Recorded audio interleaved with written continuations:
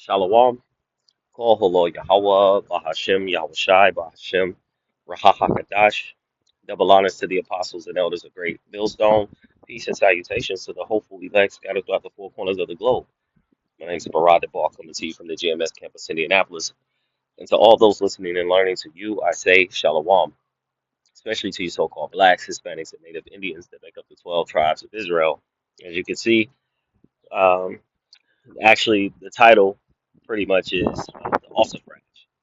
And as you can see in the um, picture, or it actually is a video, I'm going to play it. But before I do, I'm going to bring out a few scriptures, or a couple, yeah, maybe a scripture or two. Then we'll play the video, and then we'll bring out some few other scriptures, and or a couple other scriptures, and we'll end. Very short video for today. Uh, was in the chat with the Brotherhood and uh, one of the elders of the camp, posted this video. And of course, I myself is one that uh, was very intrigued, when it comes to animals and understanding the animals and how Yahweh Bashmi Shai has purpose for them and how, his purpose, for them to do a job upon the earth in many facets. And this particular bird, as you can see, is a vulture, and it's an unclean bird, and it's also a bird of prey. And so he has a purpose for, the animals that are considered unclean, even like the swine, which also eats all manner of things, dead or alive. But to the point, we're going to stick with the bearded vulture, the ossifrage, says, aka the bone eater. But before we go there, let's get this in the book of Deuteronomy, chapter 14, verse 12, and we'll see it also in Leviticus, where it talks about the clean and unclean animals. But this one is Deuteronomy chapter 14, verse 12. It says, "But these are they which ye shall not eat: the eagle, the ossifrage, and the offspring." Okay, so when I seen this, I started thinking, ossifrage did actually come to mind in the spirit of Yahweh Shemel Shai, so it was dealing with the unclean bird. And so pulled up ossifrage in the Ennemon, and it says a sea eagle osprey. So it was also considered an osprey. It says a vulture. And there's many different types of vultures, many different types of unclean birds that the Lord has created, and He has, diversity of all kinds, of all sorts, and they all have a purpose in the land. It's not just because they fly and they're beautiful. They also have jobs that the Lord has them doing, and in some cases, like a bird of this nature, and see as the geese uh, make their noise. But as a bird of this nature, it's one that actually aids in cleaning the land. And so, as you can see, um, it goes into bone breaker. It's like literally that name goes into bone breaker or bone breaking. Okay, and so then let's go a little further. This is um this is also the ossifrage. Okay, it says the actually I didn't want it to go there. Yeah, let's just do so. Okay, it says the bearded vulture. All right, now we know it as the ossifrage, as far as the scriptures, is the only vulture that primarily eats bones. Hmm. All right. So things that make you say, hmm.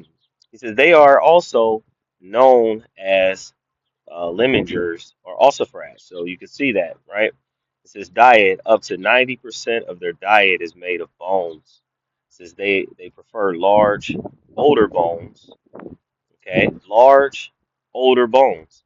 They will also eat some skin and meat, but this is secondary. This scavenger bones, excuse me, they scavenge bones from the carcasses of sheep, cattle, deer, uh, ibex, and other animals. It says they have a stomach acid with a pH of less than 1, which is extremely acidic. So this again, these people in the world who will try to eat this animal. But again, the Lord made it to where their stomach is extremely acidic, where they can actually eat the things, the flesh, the bones, and of such, and digest it. This extreme acidic dissolves bone within 24 hours. Okay, it says they are the only carnivores capable of completely digesting bone. That's something special. All right, that's something special to consider in 24 hours. Okay, it says range. They live and breed in on uh, crags. I might have said that wrong. In high mountains in Iran, South Europe, East Africa, the Indian um, subcontinent, Tibet, and the Caucasus. Hmm. You think about the Caucasus, the Caucasus Mountains. Think about, you know, I things that come to mind, Esau, Edom, so-called white man. And it says, so we're just gonna stop there. So let's go into a little bit further. Um, there are several different other birds of prey and that the Lord has created. And I'm just going to just go through not through 'em, just very quick. It says birds of prey such as vultures, condors, fish eagles, eat fish that eat eagles that eat fish. It says are known to be predator and hunt live prey. They also scavenge and eat uh, carrion. All right, it says vulture, Cordon, fish eagle. You got raven, eagle, owl. Okay, you got common raven, crow family. So you got bunches of birds, different kinds. Okay,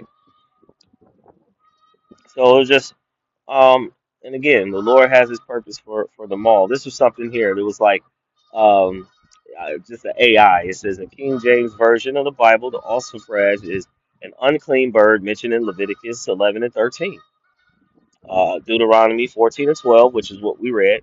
It says the word Ossifrage is a Hebrew word that means bone breaker. It is also referring to the limger, the bearded vulture, which is one of the largest birds of prey. That's the one we're talking about. All right. The ossifrage is an unclean bird that is not to be eaten. See that? The ossifrage is different from the vulture because it does not consist of eating corian. I should actually look that up real quick. Let's see if it'll allow me to look that up.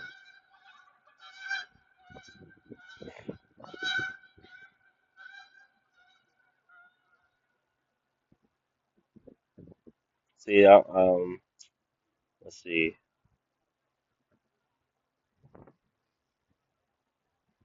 Okay, so can't look it up, Salakia. So we'll continue. We'll continue.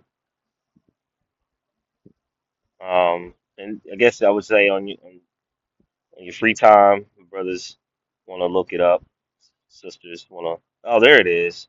Um, let me see.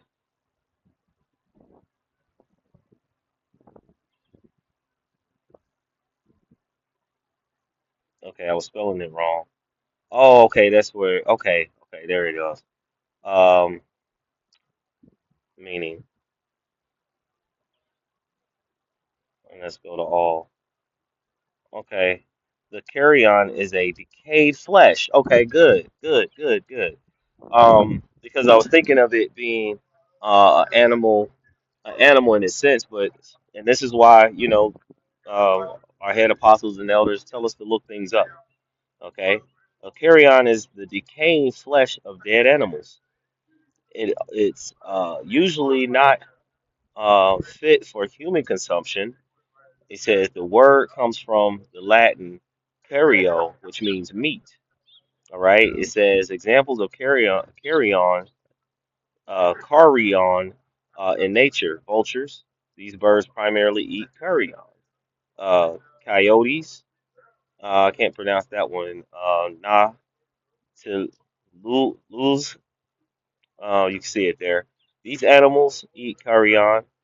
Then it says bird of prey, which we went through several of those. All right, and um, it says the term carrion is also uh, also be used figuratively. For example, the soldiers were unable to retrieve the bodies of their fallen brothers. They were left on the field of battle like so much carrion. All right, so now we're taking a field of battle. All right. Um, so some thoughts, first thoughts came to mind. I'm bringing this up, and this is the book of and actually through the Spirit, brother also posted this um, the scripture. This is the book of Revelation. Let's see if I can clear a few things out really quick.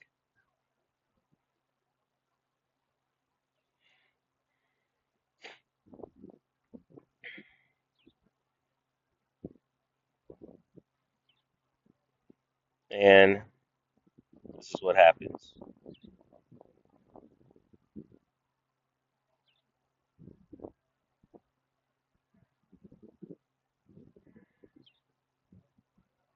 So bear with me a few moments. Bubble Kasha.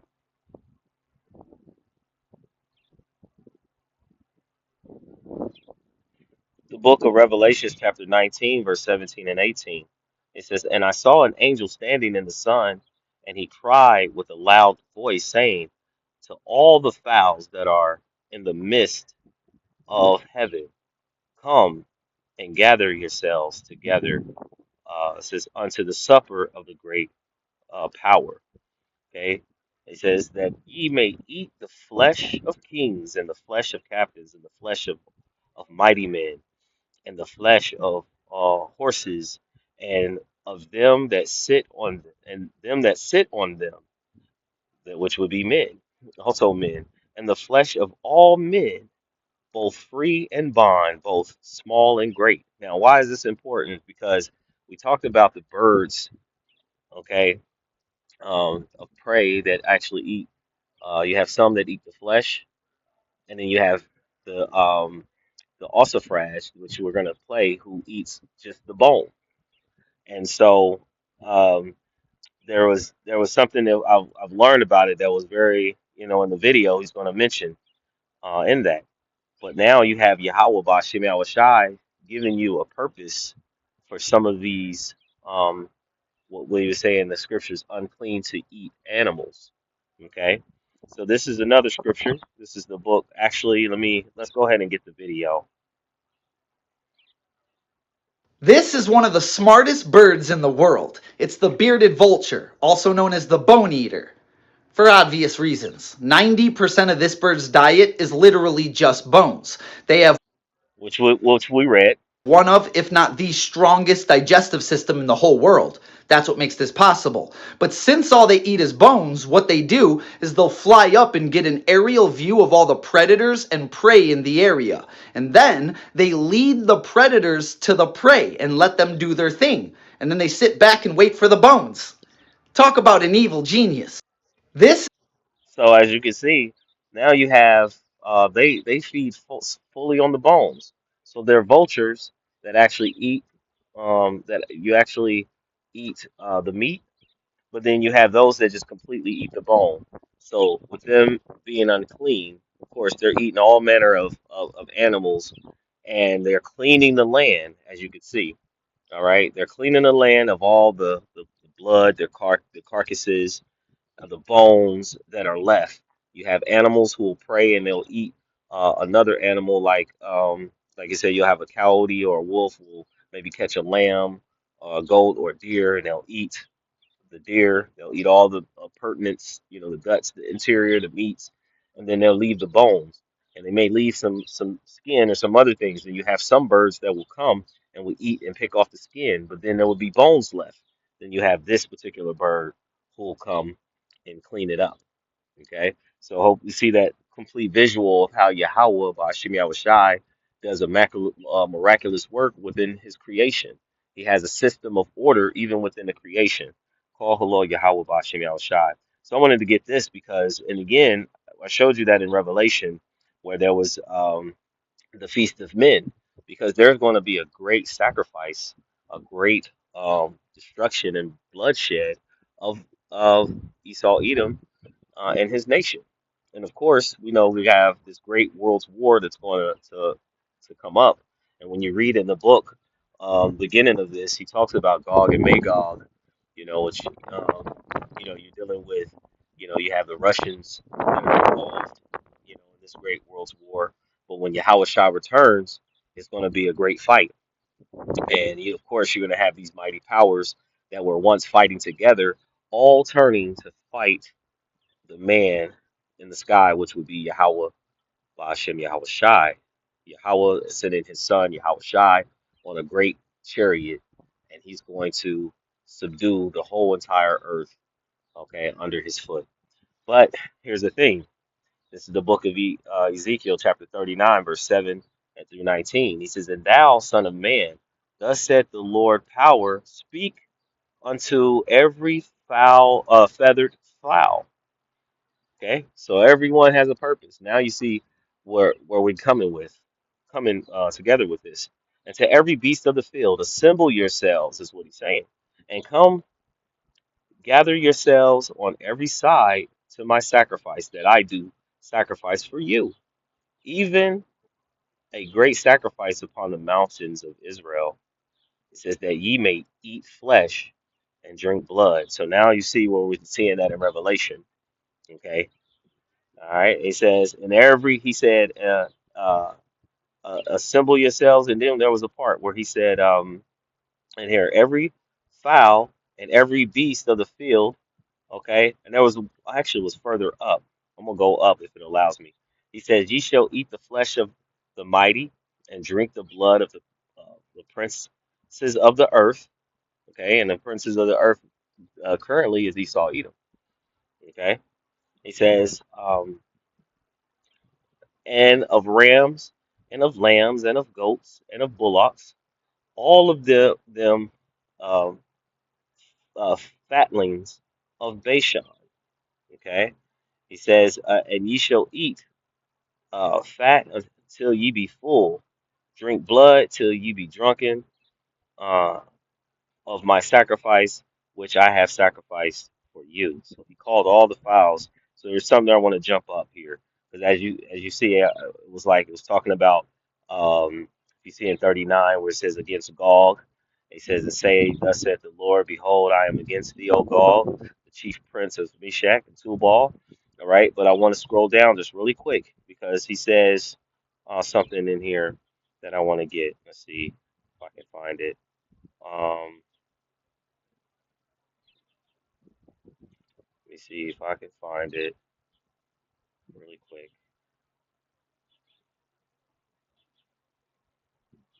because it's going to be so much death that there's going to have to be bodies, a continual service that you can see in 14. It says, "And there shall serve out men a continual employment, passing through the land to bury the passengers." So there's going to be so much death and bloodshed um, that you won't be able to really bury them all at once. You'll be walking by them and burying them, and then you're going to be see fowls eating them, eating the carcasses of many.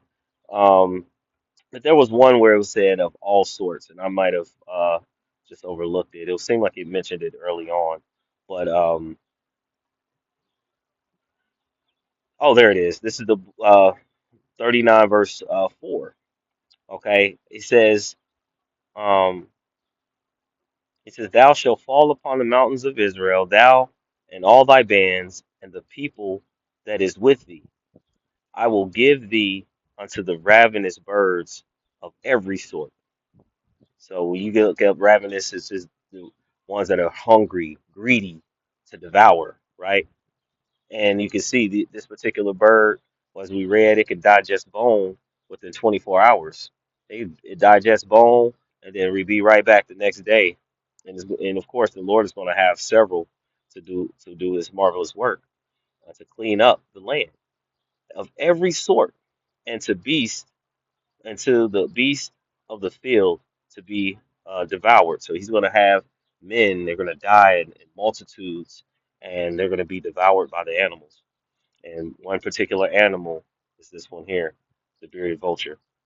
So I hope that this lesson was edifying, uplifting, exhorting of some sort into the body of true believers of Yahweh Ba'ashem Yahushai. Before I end, I'd like to give all praise, honor, and glory to Yahweh, Bahashem, Yahushai, Bahashem, Rahakadash. Double honors to the apostles and elders of Great Millstone. Peace and salutations to the hopeful elect scattered throughout the four corners of the globe. Until next time, all those listening and learning to you, I say, Shalom.